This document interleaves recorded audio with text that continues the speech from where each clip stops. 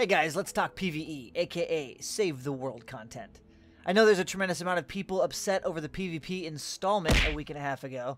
I will admit that it kind of felt like Epic's whole focus shifted towards Battle Royale only, especially after there wasn't a dev update last Friday, and since BR launched, the only tweets coming out of Epic were clips of big-time streamers who have shifted from other BR-style games to Fortnite's BR. However, Battle Royale is not to blame 100% for there being a lack in player base when it comes to matchmaking. That Destiny game, if you guys aren't familiar with it, came out, and it just released its raid a few days ago as well, so that pulled a lot of players. Also, Survive the Storm was kind of a one-and-done game mode. There wasn't really any big reason to go back and keep playing it, and without fresh new content that has a reason to grind or keep progressing through, people tend to get bored. I'm sure there are some people that absolutely love it, but I haven't met any of those people. Another issue plaguing matchmaking is the fact that most people now result to only doing survivor missions, radar tower missions, and the occasional encampment missions. Sissies. But let's be honest, if we wanted to get a group to play with, it's really not impossible. On Xbox, there is a great LFG tool. There is also a community page. I'm not familiar with PlayStation, but I'd be shocked if it didn't have similar ways to find like-minded players. There are also forums on Fortnite's website, as well as Reddit. God forbid there's too many Reddit people out there. Sorry, I just, yeah, we'll leave that topic for another time. Discord channels are another way to find people. Fortnite has one, another Fortnite YouTube channel called Split Screen, if you guys haven't seen him already. They market their Discord channel heavily, and I'm sure there's probably a lot of people on there as well looking for new people to play with.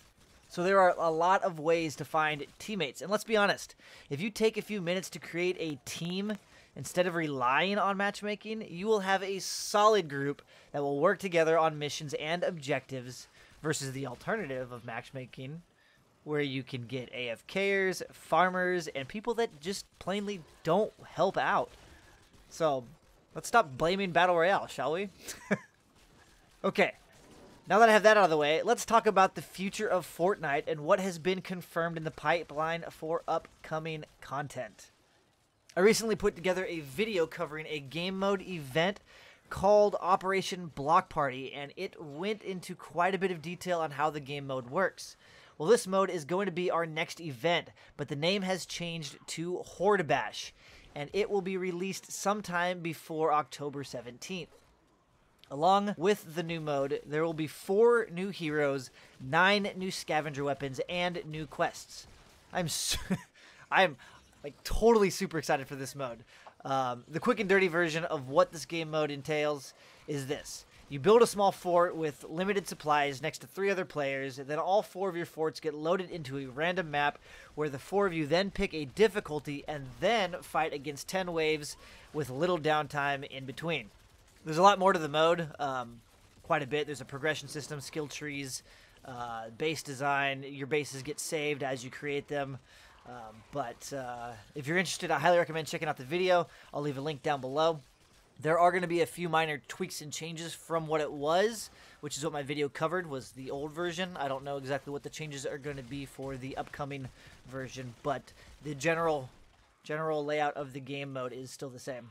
The following update will be a Halloween update that will be launching on or before October 31st, and it will include a new Hexylvania location on the world during the event, which includes a new spooky biome, along with 8 Halloween heroes and new quests with specific rewards. Here are a couple screenshots of the Hexylvania biome.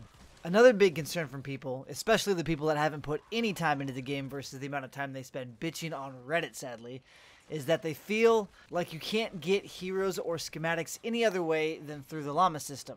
Well, for you entitled babies that want everything handed to you within the first 4 hours of gameplay, tough luck. Go buy llamas.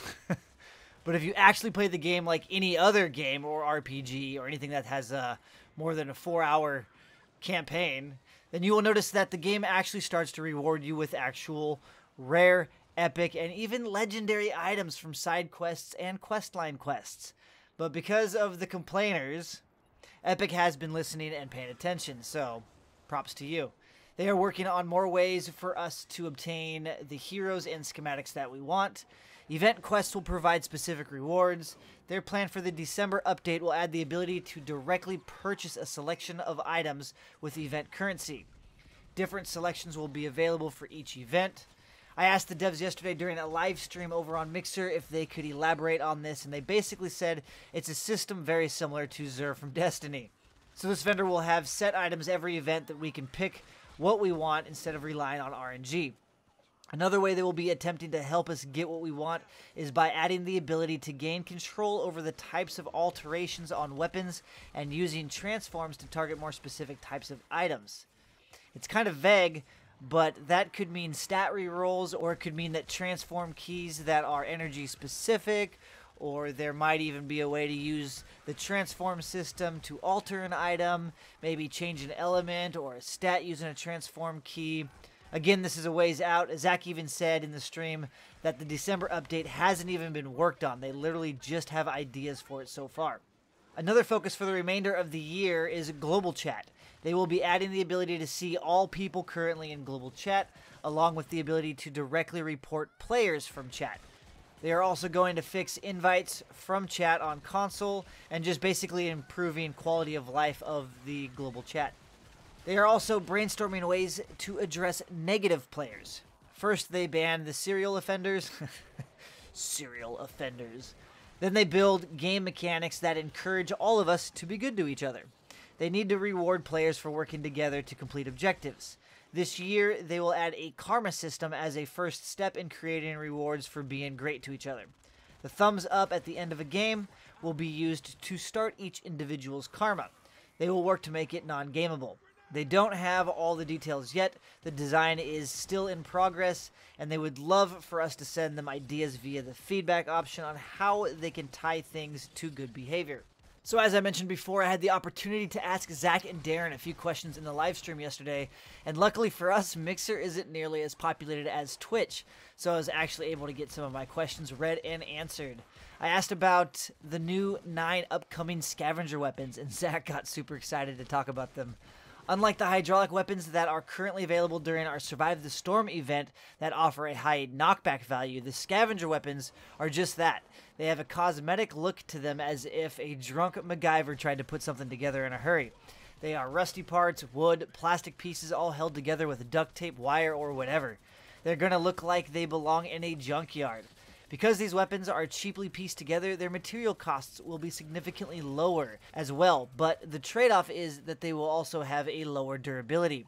He kind of also made it sound like they are going to be more powerful than regular weapons, whereas the hydraulics were typically weaker, but that might have been me just reading too deep into his response.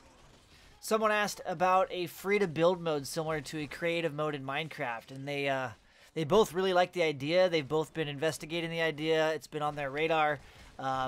But it's not currently on their list, their to-do list. Another person asked about them adding more stamina, and both Zak and Darren stressed how this is a constant battle for them internally. They have lots of ideas and tweaks that they are currently playing with on how to readjust sprinting, energy consumption, ability usage.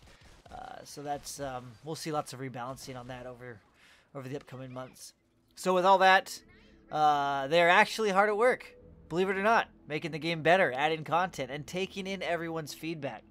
So, just to recap some of the upcoming content, we have a new event called Horde Bash, formerly known as Block Party. There is going to be a Halloween update, and another update in December. So 3 new big updates with heroes, weapons, and quests before the year comes to an end.